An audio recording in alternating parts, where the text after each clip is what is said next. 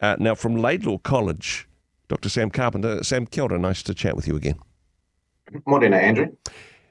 Parihaka and the invasion of the mostly peaceful Parihaka Pa on the 5th of November 1881. Talk to us about the events that unfolded in that day, perhaps a little bit of the context there. What happened, Sam?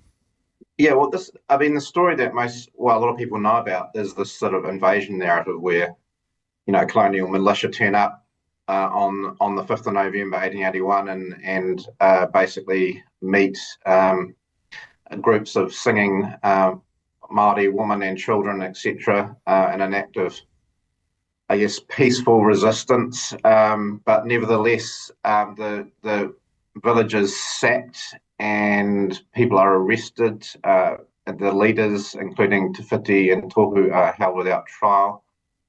Many of them in the South Island and in the Deep South, which is a strange part of the story.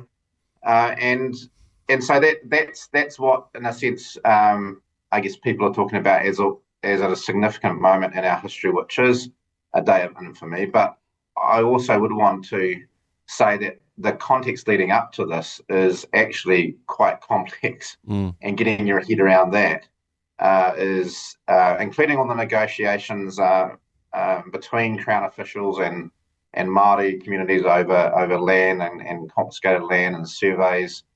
There's actually a long backstory leading up to Parihaka Day. But it'd have to be said that certain personages in the government at the time jumped the gun, literally, and decided this was a good thing to do, send armed militia to a peaceful settlement, and really it is a blot on our 19th century history. One of the two significant things, I suppose, both within the context at the time and certainly still significant today, Parihaka was a peaceful settlement. This is long before Mahatma Gandhi or what was happening in South Africa or Martin Luther King, although some of them say they were inspired by the actions of Parihaka.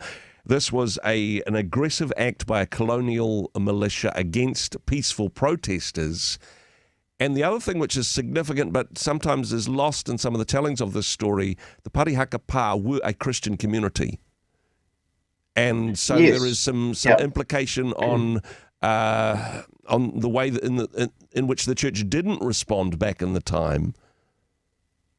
Yes, well, it was a pan-tribal. That's important too. It was not just the local people that it had taken refugees and others from other tribes who were looking for, I guess, a new version of hope in the context of war.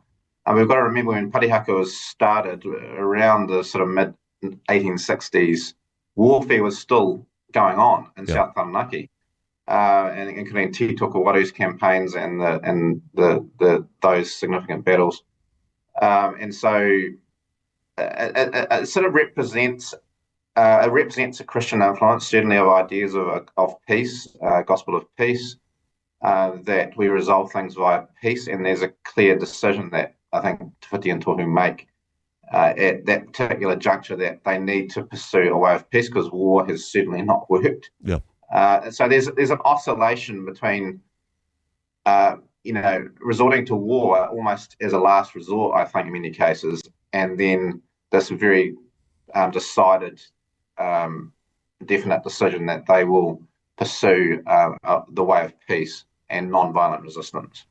This is also significant in New Zealand's history in terms of my understanding, and correct me if I'm wrong, this is the last conflict of what had been a long and ongoing series of wars and land confiscations. Some people describe it as the Land Wars or the New Zealand Wars. This was the final shots fired in that conflict, so significant in that regard as well, Sam? Yeah, I mean, with the exception of the interesting and important narrative of Ruakinana in the Urquhart in 1916. This was really the last major stanza of the New Zealand Wars.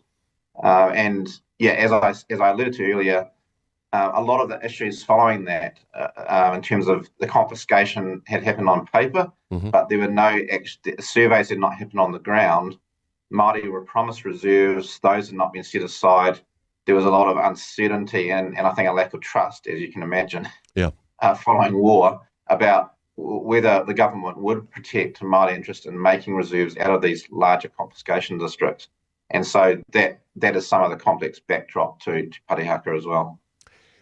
I suppose it's also a clear sign of an atrocity committed by a colonial power against the Indigenous people, and that brings a lot of people to the banner in that regard, in the contemporary setting that we are. I suppose as a modern nation, moving on from 1881, how do we respond to Parihaka today as a society, as a church community? What are some positive steps that have been taken, and what should we do in response to this, Sam? Well, I think it's important that we remember it as a key moment in our history, a sad and unjust moment, but a moment that sort of represents, I suppose, that New Zealand War's narrative. But it also represents a much longer history, or a longer history anyway, of engagements between Te Ao Māori and Christianity, and also, the engagement between Māori communities and settler communities, which were often fraught. But we've got to remember they weren't always fraught, and there was good relationships in there somewhere as well. And so, I think while we would need to remember things like Parihaka, we also need to remember the richness of the narrative in and around it, and other events, because it is a mini, it's a patchwork quilt, right? It's a quilt woven of many strands, our history, and so I think it's important to remember this date, but there's a heap of other dates you can remember as well. Yeah, but hey, perhaps Parihaka, 5th of November, could be a symbolic reference which we draw in a general remembrance, a solemn day of remembrance. I know some people are calling for this to, hey, let's get rid of Guy Fawkes, and use this as a national day of remembrance. Any thoughts on that idea, Sam? Well, I would support that in principle. We already have the New Zealand Wars commemoration events too, which sort of lead up to this in October. So at the same time, I think, that's another discussion, I think, whether that means that Guy Fawkes has to go. I think that's another big discussion. Yeah. But I think certainly, we should remember Parihaka, and creating a National Remembrance Day, I think, is a meaningful thing to do in 2025, certainly. Sam, appreciate your insight, your wisdom, as always. Thanks so much for being on the program today. Kia ora, Andrew. Hey, thanks very much for joining us in the Rhema studio. Thanks very much for watching the interview. It's kind of nice to have an audience, actually. And if you did like what you watched, then do give us a like, do give us the thumbs up. And if you'd like to see more interviews like that one, or perhaps even better, subscribe, and those interviews will come straight to you. Don't forget to turn on your notifications, and we'll see you in the next one. Cheers.